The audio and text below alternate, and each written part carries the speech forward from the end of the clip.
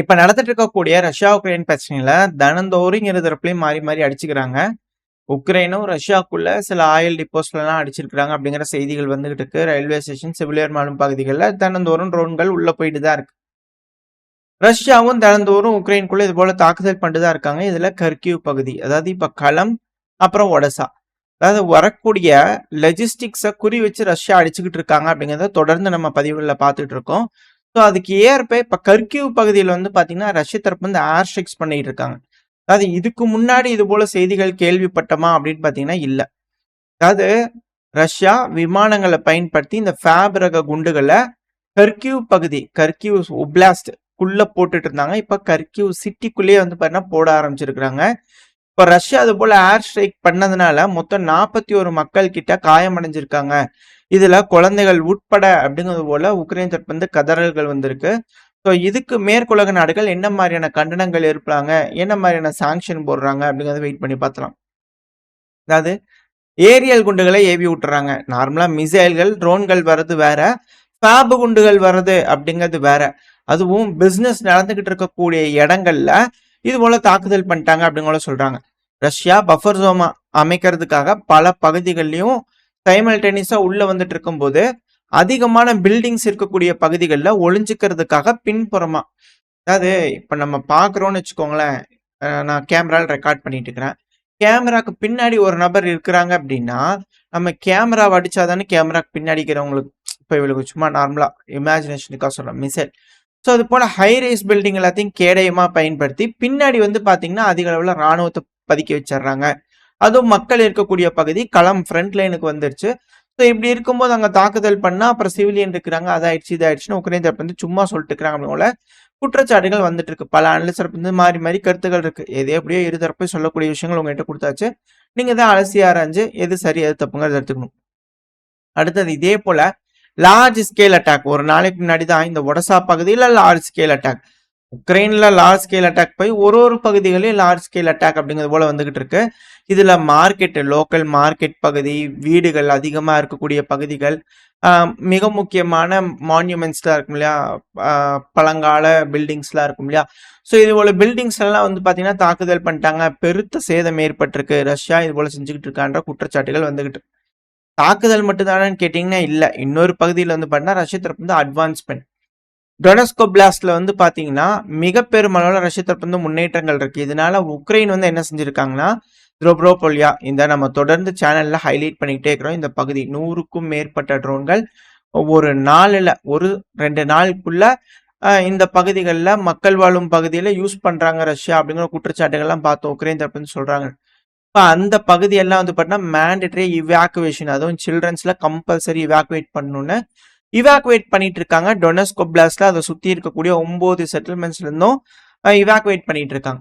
So எந்த அளவுக்கு ரஷ்ய தரப்பு வந்து முன்னேறிக்கிட்டு இருக்காங்க இந்த பகுதிகளில், அதாவது நேரா இதெல்லாம் பிடிச்சிட்டாங்க அப்படின்னா ஜாப்ரோசியா, டென்ப்ரோ பெட்ரோஸ்க்கு நோக்கி அடுத்த சண்டைகள் போக ஆரம்பிச்சிருமா அப்படின்ற கேள்விகள் இருக்கு. லைன் ஆஃப் கான்டாக்ட் வந்து பாத்தீங்கன்னா இன்க்ரீஸ் ஆகிட்டே இருக்கு. உக்ரைன் பின்வாங்கிக்கிட்டே இருக்காங்க. அதுதான் இதுல இருக்கக்கூடிய விஷயம். At the same time Donetsk பகுதி இருக்கு இல்லையா, இந்த பக்ரோஸ்க் பகுதி, ஸோ அதை சுத்தி வளைக்கிறதுக்கான வேலைகளை ரஷ்ய தரப்பு இறங்கியிருக்காங்க. சைட்ல மேப்லோட இருக்கும், பாத்தீங்கன்னாலே தெரியும். இதுல தென்மேற்கு பகுதிகள் கிரமியான்ஸ்க் அப்படின்னு ஒரு பகுதி இருக்கு. அந்த இண்டிகேஷன் மேப் இது இருக்கு இல்லையா, பின் வச்சிருக்கு இல்லையா, ஸோ அதுதான். ஸோ அந்த இடத்துல இருக்கக்கூடிய ஒரு செட்டில்மெண்ட், இது மிக முக்கியமான செட்டில்மெண்ட். பக்ரோஸ்க்கு அடுத்தது பக்ரோஸ்கோட டோர் அப்படின்னா இங்க நிக்கிறாங்க அப்படின்னா ரஷ்யா அதை கட்டுப்பாட்டுக்குள்ள எடுத்துட்டாங்க. ஸோ இதுக்கப்புறம் ஹலோ யாராவது இருக்கீங்களா அப்படிங்கிற பக்ரோஸ்க நாக் பண்ணிட்டு இருக்காங்கன்னு அர்த்தம். ஸோ பக்ரோஸ்க்கு பகுதியை சுத்தி இருக்கக்கூடிய லெனோட்டோவோவிச்னு நினைக்கிறேன், பேர் கொஞ்சம் கரெக்டாக இல்லை.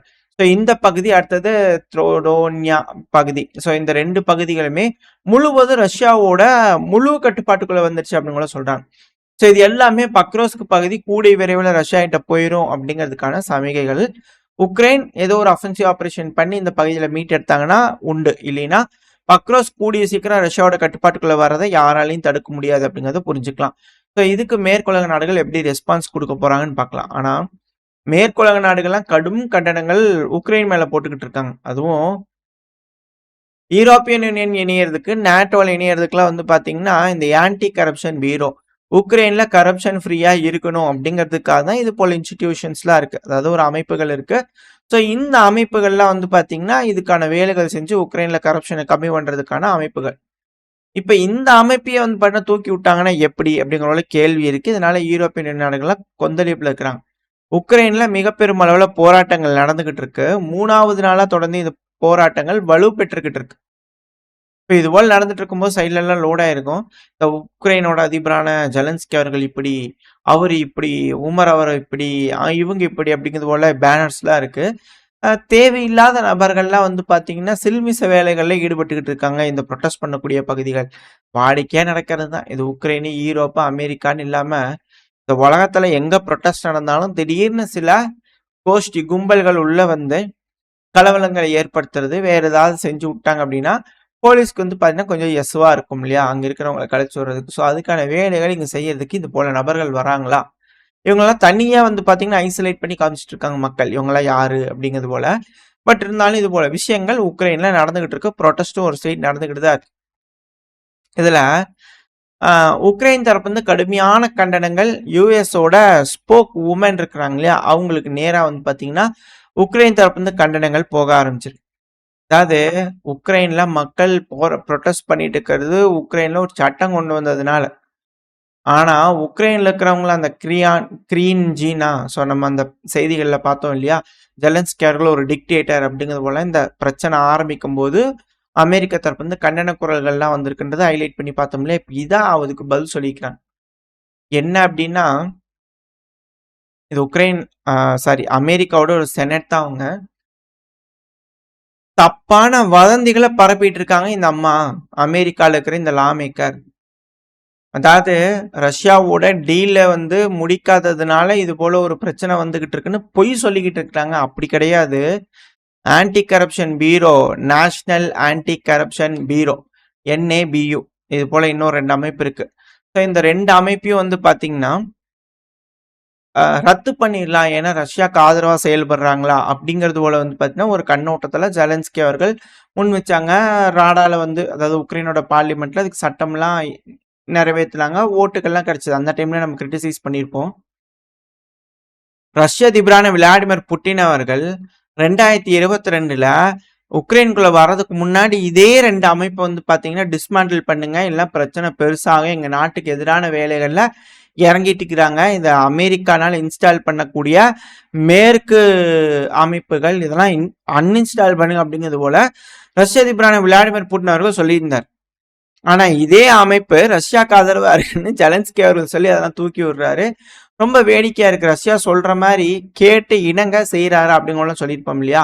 ஸோ இப்ப திரும்பவும் இந்த ஆன்டி கரப்ஷன் ப்ரொட்டஸ்ட் பெருமளவுல வர்றதுனால இப்ப திரும்ப ஒரு பில்லு 13533 நினைக்கிறேன். புதுசா ஒரு பில்லு வந்து பார்த்தீங்கன்னா கொண்டு வர போறோம்னு உக்ரைனோட அதிபரான ஜெலன்ஸ்கி அவர்கள் தரப்பு வந்து வந்திருக்கு.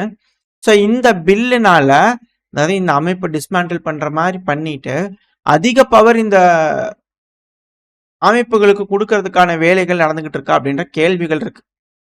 எது எப்படியோ இப்ப திரும்பவும் இவங்களுக்கு உண்டான பவர்ஸ் இவங்க ஆப்ரேட் பண்றதுக்கான விஷயங்கள்லாம் அந்த பார்லிமெண்ட்ல திரும்ப ஒரு ஓட்டெடுப்பு போகும். இதுல இந்த பிரச்சனை ஸ்மூத்தா முடிஞ்சிடும் அப்படிங்கிற இவங்க தரப்பு அதாவது NABU அவங்க தரப்பு கேரண்டிஸ் எல்லாம் கொடுத்துருக்காங்க.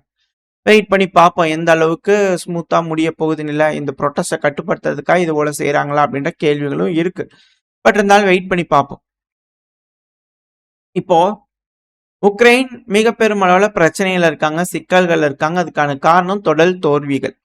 ரஷ்யா அதிகப்படியான ட்ரோன் தாக்குதல்கள், மிசைல் தாக்குதல் பண்றதுல இழப்புகள் ஏற்படுது. அட் த சேம் டைம் களத்திலையும் பின் வாங்கிட்டே இருக்கிறாங்க. இந்த சமயத்துல மேற்கு நாடுகள் உதவிகள் செய்யணும், ஆயுத உதவிகள். ஸோ இதுக்கு அமெரிக்க தரப்புல இருந்து அமெரிக்காவோட ஸ்டேட் டிபார்ட்மெண்ட் தரப்புல இருந்து புதுசா ஒரு அப்ரூவல் வந்திருக்கு. அதாவது $180 மில்லியன் அளவுக்கான எய்டு பேக்கேஜ் உக்ரைனுக்கு தருவோம். ஏங்க எல்லாம் பில்லியன்ல பேசினா நீங்க என்னங்க 180 மில்லியன் என்னத்துங்க 2 மிசைல் எடுத்து கொண்டு போய் ஷிப் பண்ணி கொண்டு போய் உக்ரைன்ல வைக்கிறதுக்கு போதுமா? இதெல்லாம் ஒரு காசுன அலோகேட் பண்ணீங்களே அப்படிங்கிற சில அனலிஸ்ட் தரப்பு வந்து கொந்தளிப்புகள் இருக்கு. இன்னும் சிலர் இது கொடுத்ததே வேஸ்ட், இதுல இன்னுமா கொடுக்குறீங்க அப்படிங்கிறது போல சில அனலிஸ்ட் தரப்பு வந்து இருக்கு.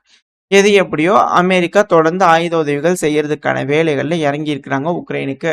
இதோட தொடக்க புள்ளி அப்படிங்கிறது போல பாத்துக்கலாம். ஸோ இது போல தொடர்ந்து ஆயுதங்கள் வருது, எல்லாமே நடந்துகிட்டு இருக்கு. பெருமளவுல சண்டைகள் நடந்துகிட்டு இருக்கு. அது போலவே ஜாப்ரோசேசியா நியூக்ளியர் பவர் பிளான்ட்லயும் எப்ப பாரு சண்டை நடந்துட்டு தாங்க இருக்குன்னு இந்த எனர்ஜி எக்ஸ்பர்ட்ஸ் இருப்பாங்களா, international atomic energy agency IAEA, இந்த ஈரான் பிரச்சனையை பார்க்கும்போது பார்த்துருப்போம். இவங்கள தான் உள்ள விட மாட்டேன்னு சொல்லி ஈரான் தரப்புன்னு சொல்லிட்டு இருந்தாங்க. ரஷ்யா வந்து பார்த்தீங்கன்னா இவங்களை விட்டுருக்காங்க. அக்ரிமெண்ட்ஸ் இருக்கு. ரஷ்யாவும் இதில் ஒரு அமைப்பு, இந்த அமைப்பில் ஒரு நாடு தான். ஸோ இவங்க என்ன சொல்லிக்கிறாங்கன்னா, தினந்தோறும் இரு தரப்புலேருந்து இந்த பவர் பிளான்ட் பக்கத்தில் துப்பாக்கி சூடு கேட்டுக்கிட்டே இருக்குதுங்க. மிலிட்ரி ஆக்டிவிட்டிஸ் அதிகரிச்சுக்கிட்டே இருக்குது. எப்படியாவது கம்மி பண்ணுங்க அப்படிங்கிறத போல இரு தரப்புலையும் அழுத்தங்கள் கொடுத்துருக்காங்க. இது உக்ரைன் கேட்டு நடந்துக்குவாங்களா? ஏன்னா இது முழுக்க ரஷ்யாவோட கட்டுப்பாட்டுக்குள்ள இருக்கு. அவங்க அட்டாக் பண்ணி இவங்க திருப்பி அட்டாக் பண்ண தானே செய்வாங்க. ஆனா உக்ரைன் என்ன சொல்றாங்க, இல்ல அங்க அதிக அளவுல ஆயுதங்கள் கொண்டு வந்து வச்சுட்டு அங்கிருந்து எங்களை அட்டாக் பண்ணிட்டு இருக்காங்கன்ற குற்றச்சாட்டுகள் வச்சுக்கிட்டு இருக்காங்க. எது எப்படியோ இப்போ இந்த ஏரியால இது போல சண்டைகள்லாம் நடந்துட்டு இருக்கு. At the same time Zelensky அவர்களோட வேலைகள் எல்லாமே முடிய போகுதா? இப்ப ஜெலன்ஸ்கி அவர்களை பாதுகாப்பா உக்ரைன்ல இருந்து எடுக்கிறதுக்காக இது போல ஒரு ப்ரொடெஸ்ட் நடந்துட்டு இருக்கா அப்படின்ற கேள்வி இருக்கு. ஏன்னா இப்ப அடுத்தடுத்த செய்திகள் மேற்கு தரப்புல இருந்து ஜெலன்ஸ்கி அவர்கள் ஸ்டெப் டவுன் பண்ணும் அப்படிங்கிற செய்திகள்லாம் பாக்குறோம் இல்லையா? இதுக்கு பிரிட்டன் வந்து பாத்தீங்கன்னா தொடர்ந்து ஒரு யோசனையிலேயே இருக்கிறாங்களாம். அதாவது ஜெலன்ஸ்கி அவர்கள் வந்து கண்ட்ரோல் பண்ணவே முடியல. அவரு இதுக்கு மேல எப்படி ஒத்து வருவாரு? நம்மளுக்கு ஆசை, நம்மளோட வேணுங்கிற மாதிரிலாம் செயல்பட மாட்டார் போல தெரியுது. அதனால வேலரி ஜெலூஷ்னி அவர்கள் உக்ரைனோட முன்னாள் கமாண்டர் இன் சீஃப் இந்நாள்ல யூகேக்கு அம்பாசிடரா போயிருக்கிறார் இல்லையா? ஸோ அவரை வந்து பார்த்தீங்கன்னா உக்ரைனுக்கு அதிபராக வச்சிடலாமா? இவரே ஒரு இல்லெஜிமேட் தானே, ஒரு எலெக்ஷன் மாதிரி கண்டக்ட் பண்ணி ரீப்ளேஸ்மெண்ட் பண்ணி இவங்களை கொண்டு வந்து வச்சிடலாமா அப்படிங்கிற ஒரு யோசனையில் இருக்கிறதா இது போல செய்திகள் தொடர்ந்து வந்துகிட்டு இருக்கு. இப்போ திரும்பவும் வந்து பார்த்தீங்கன்னா இது போல செய்திகள் வர ஆரம்பிச்சிருக்கு. இது முன்னாள் உக்ரைன்ல இருக்கக்கூடிய அஃபீஷியல்ஸாக இருக்கட்டும், இந்நாளில் இருக்கக்கூடிய சில அஃபீஷியல்ஸ் அப்படிங்கிறவங்கள சொல்றாங்க. இது போல செய்திகள்லாம் வந்துட்டு இருக்கு. ஜெலுஷ்னி அவர்கள் கூடிய சீக்கிரத்தில் அதிபராகிறதுக்கு அதிக அளவில் வாய்ப்பு இருக்கு. மக்கள் மத்தியில விருப்பம் இருக்கக்கூடிய ஒரு நபரும் கூட அப்படிங்களையும் சொல்லப்பட்டு வருது.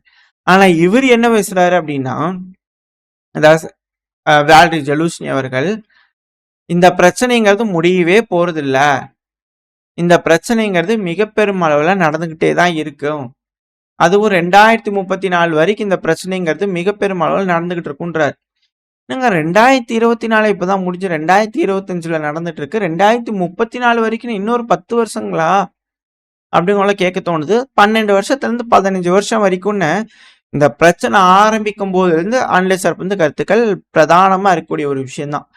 15 வருஷம் 12 வருஷம் எல்லாமே இந்த பிரச்சனை முடியாது அப்படிங்கிற சொல்லிட்டு இருந்தாங்க. இப்ப அதுக்கு ஏற்ப செய்திகள் வந்து பாத்தீங்கன்னா வர ஆரம்பிச்சிருக்கு. அதுவும் மிக முக்கியமான அபிஷியல்ஸ்க்கு எல்லாம் வரும்போது அச்சங்கள், பதட்டங்கள் ஏற்பட்டிருக்கு. அது மட்டும் இல்லாம இந்த பிரச்சனையெல்லாம் தொடர்ந்து கன்டினியூ ஆகுது அப்படிங்கிறதுக்கு ஏற்ப எஸ்தோனியாவோட இன்டீரியர் மினிஸ்டர் இகார் அவர் தரப்புல என்ன ஸ்டேட்மெண்ட் வந்திருக்குன்னா, இந்த ரஷ்யா இருக்கிறாங்கல்ல, அதிகப்படியான எலக்ட்ரானிக் வார்ஃபேர் சிஸ்டம்ஸ்ல எஸ்தோனியாவோட பார்டர் பகுதியில் கொண்டு வந்து வச்சுக்கிறாங்கன்ற குற்றச்சாட்டுகள் வச்சுக்கிட்டு இருக்காங்க. வேணுமே ப்ரொவோக் பண்ணிட்டு இருக்காங்க ரஷ்யா அப்படிங்கிறது போல. ஏங்க நீங்க தான் இந்த கன்னிவெடி எல்லாம் போடுறதுக்கு நாங்கள் இந்த ஒட்டோவன் ட்ரீட்டிலேருந்து வெளியே வருவோம் அப்படிங்கிறதெல்லாம் சொல்லிட்டு இந்த கன்னிவெடி போடுறதுக்கான வேலைகள், வேலி அமைக்கிறதுக்கான வேலைகள், ரெண்டாவது அதிகப்படியான இராணுவத்தை கொண்டு வந்து வெப்போன்ற வேலைகள், நேட்டோவோட படைகள், அமெரிக்காவோட படைகள் வர்றதுக்கான வேலைகள் செஞ்சு தரோன்ற வேலைகள்லாம் எஸ்தோனியா, லாத்வியா, லுத்வேனியா செய்றீங்களே, இப்போ ரஷ்யா ப்ரிவென்ஷனுக்காக அதே போல செய்யத்தான் செய்வாங்க. நீங்க ஒன்று செய்வீங்க, அவங்க செய்யவே கூடாதுன்னா எப்படிங்க அப்படிங்கிற கேள்விகள் பல அனலிஸ்டர் வந்து வந்துருது. ஸோ என்ன நடக்க போகுது அப்படிங்கிறது பார்க்கலாம். அடுத்தது ஈரோப்ல மிக பெரும் அளவுல பிரளயம் வெடிக்க ஆரம்பிச்சிருக்கு. அதுக்கான காரணம் செர்பியா. திரும்ப ஒரு குண்டு தூக்கி போட்டாங்க. இப்பதான் தெரியுது ஏன் செர்பியாவோட ஆட்சி கலைக்கிறதுக்கு மேற்குலக நாடுகள் அல்லோலப்பட்டு இருந்தாங்க அப்படிங்கிறது போல. ஏன்னா இப்ப செர்பியா வந்து ஒரு மிக முக்கியமான முடிவுகள் எடுத்திருக்காங்க. இதுக்கு மேல யூரோப்பியன் யூனியன் நாடுகள் இருக்கு இல்லையா, மேற்கு நாடுகள், ஸோ அவங்க கிட்ட நம்ம கோல்டெல்லாம் வச்சுக்க வேண்டாம் இதுக்கு மேல. அதுவும் குறிப்பா பிரிட்டனு, சுவிட்சர்லாண்டு, அமெரிக்கா, ஸோ இது போல நாடுகள்லாம் அவங்களோட கோல்டை ரிசர்வ்ஸா வச்சுக்கிறாங்க. வேண்டாம், ஏன்னா ஒரு பிரச்சனைன்னு வரும்போது எடுத்து வச்சுக்கிறாங்க இல்லையா, ஸோ அது வந்து நம்பகத்தன்மை இல்லை, சேஃப்டி செக்யூரிட்டி இல்லை, அதனால நம்மளே திரும்பி நம்ம நாட்டுக்கே கொண்டு வந்துடலாம் அப்படிங்கிறது போல முடிவுகள் எடுத்து அமல்படுத்திட்டு இருக்கிறதா சொல்லப்பட்டு வருது. ஸோ இந்த காரணங்கள் மிக பெரும் அளவில் அதிர்வலைகளை ஏற்படுத்துது. இதுக்கான காரணம் ரஷ்யாவோட ஃப்ரோசன் அசட்ஸை யூஸ் பண்ண ஆரம்பிச்சது தான். ஸோ பல நாடுகள் இது போல முடிவுகள் எடுக்க ஆரம்பிச்சிட்டாங்கன்னா அது யூரோப்பியன் யூனியனை மேலும் திவாலாக்க விடும் அப்படிங்கிற மாற்றுக்கிறதுல இது எப்படி யூரோப் சமாளிக்க போறாங்க அப்படிங்கிறத வெயிட் பண்ணி பார்த்தலாம். அடுத்தது அமெரிக்கா கிட்டே வந்துட்டோம்னா எலான் மஸ்க் அவர்கள் மன்னிப்பு வேற கேட்டுக்கிறாரு. ஸ்டார்லிங்க் பிரச்சனையை சீக்கிரமா ரெடி பண்றோம் அப்படிங்கிறது போல இப்போ வரைக்கும் ரெடி ஆகல. ஏதாவது ஆச்சுன்னா அடுத்தது பயில பார்க்க ஆரம்பிக்கலாம். அது மட்டும் இல்லாம ட்ரம்ப் அவர்கள் கன்ஃபார்ம் பண்ணிக்கிறாரு, எங்க எலான் மஸ்க் அவர்களோட கம்பெனியை ஒழிக்கின அழிக்கின்றதுக்காக என்ன எங்களுக்கு கிடையாது, நானும் அது போல எந்த ஒரு வேலையும் பார்க்கல அப்படிங்கிறது போல ட்ரம்ப் அவர்கள் தரப்பின் ஸ்டேட்மெண்ட் வந்திருக்கு. இதெல்லாம் வச்சு பார்க்கும்போது ஒரு வேலை இருக்குமா அப்படின்ற கேள்விகள் இருக்கு. அடுத்த பிரேக்கிங் நியூஸ் அப்படிங்கிறது போல ஹைலைட் ஆகிற நியூஸ் என்னன்னா சிரியாக்குள்ள வந்துடலாம். இந்த சிரியால திரும்பவும் இந்த குருதின மக்கள் ஒரு சைடு அடைச்சா இன்னொரு சைடு புட்டுக்குது அப்படிங்கிறது போலதான் இருக்கு. எல்லா ஓட்ட பாத்திரங்களா இருக்கு. அந்த அளவுக்கு ஓட்டைகள் இருக்கு சிரியால. ஏன்னா இப்ப சிரியால ஐடிஎஃப் இருக்கிறாங்க, SDF sorry Syrian Democratic Force, குருதின மக்கள். ஸோ அவங்க சிரியாவோட ஆளுகின்ற அரசாங்கம் ஹெச்டிஎஸ் இருக்காங்களா, அவங்க சேர்ந்த 11 நபர்களை கவர்மெண்ட் ஃபோர்ஸஸ் வந்து பாத்தீங்கன்னா டேர் ஹஃப் பேர் கொஞ்சம் கட்டவில்லை, டேர் ஹரஃப் அந்த பகுதியில் வந்து பார்த்தா பிடிச்சி வச்சிருக்கிறதா சொல்லப்பட்டு வருது. இது சிரியாவோட வடக்கு பகுதியில் இருக்கக்கூடிய வில்லேஜஸ். ஸோ இந்த பகுதியில் எஸ்டிஎஃப் அவங்க கட்டுப்பாட்டுகள் வச்சிருக்காங்க. இங்கேருந்து கவர்மெண்ட் ஃபோர்ஸை பிடிச்சிருக்கோம் அப்படிங்கூட அவங்க தரப்பு ஸ்டேட்மெண்ட் வருது. ஞாயிற்றுக்கு பேசி சுமூகமாக முடிச்சு எஸ்டிஎஃப் சிரியாவோட இன்டகிரேட் ஆயிருக்கணும் சிரியன் ராணுவத்தோட. ஆனால் அது நடக்கல. இது மிக பெரும் பிரச்சனையாயிட்டு இருக்கு. எப்படி மேற்குலக நாடுகள் சிரியா துருக்கி இவங்களாம் சேர்ந்து இணைஞ்சு உட்காந்து பேசி முடிவுகள் எடுப்பாங்களா, இல்லை மிக பெரும் அளவில் பிரளயம் வெடிக்குமா, என்ன நடக்கும் போன்றது வெயிட் பண்ணி பார்த்தலாம். ஓரளவுக்கான தகவல்கள் இந்த பதிவில் பார்த்துருப்போம்னு நினைக்கிறேன். இதோட இந்த பதிவை நான் முடிச்சுக்கலாம். இந்த பதிவு எப்படின்னு உங்களுக்கு பிடிச்சிருக்கா நான் லைக் பண்ணிட்டு உங்கள் ஃப்ரெண்ட்ஸும் நம்மளோட ஷேர் பண்ணிக்கோங்க. அது கூட மறக்காம இந்த பதிவை பற்றி உங்களோட கருத்துக்களை கமெண்ட் செக்ஷன் சொல்லுங்க. கூடவே நம்ம சேனல் சப்ஸ்கிரைப் பண்ணலாம், மறக்காம சப்ஸ்கிரைப் பண்ணிக்கோங்க. இந்த பதிவு நல்லா இருக்கும்னு நம்பிக்கை அடுத்த பதிவு உங்க சந்திக்க. Stay safe, by.